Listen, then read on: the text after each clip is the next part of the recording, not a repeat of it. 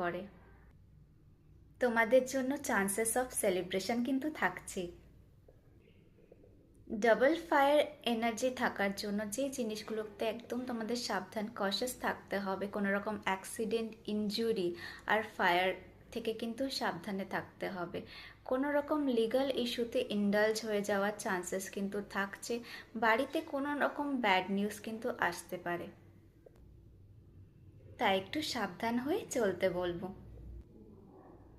যে যে রেমেডিগুলো এবার বলে দিচ্ছি একটু ফলো করো, তাহলে অনেকটা বেটার রেজাল্ট পাবে। মার্চের ডিরেকশনটা যেহেতু সাউথ, তো বাড়ির সাউথ ডিরেকশনে একটা মাটির রেড কালারের হনুমানজির একটা আইডল, ওটা রেখে তার পুজো করতে পারো। মার্চের কানেকশন যেহেতু মাটির সাথে, তো মন্দিরে কোনো ইট ডোনেট করতে পারো বা রেখে আসতে পারো, কিন্তু সেটা অবশ্যই কিনে রেখে রাখবে। এই নিয়ে কি রাস্তাতে একটা ইট দেখলাম তুলে নিয়ে গিয়ে রেখে এলাম, don't do that. Tuesday white কালারের বাতাসা হনুমানজির মন্দিরে গিয়ে রেখে আসতে পারো। কারোর হাতে দেবে না, জাস্ট কোথাও গিয়ে রেখে দিয়ে আসবে, ওটাকে আবার বাড়িতে কিন্তু রিটার্ন আনবে না। কোনো পূজারী ব্রাহ্মণ যিনি, ওনাকে রেড কালারের ক্লথ বা টাওয়েল অফার করতে পারো। মঙ্গল তো একটু অ্যাগ্রেসিভ, অ্যাঙ্গার, রুড এই ধরনের টেন্ডেন্সি নিয়ে আসে। যাদের মধ্যে এই ফায়ারি এনার্জিগুলো একটু বেশি রয়েছে তারাও করতে পারো, আবার সবাই করতে পারো।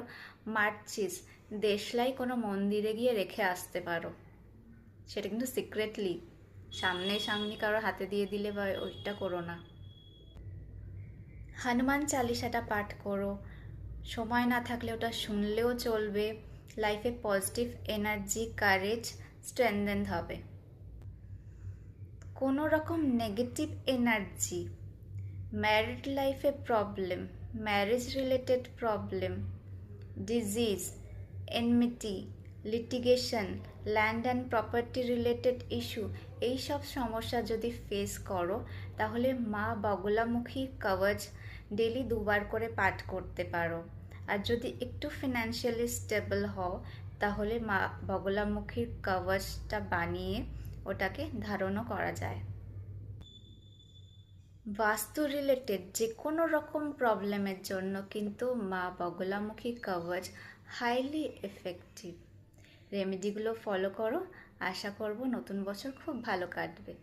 Thank you for watching.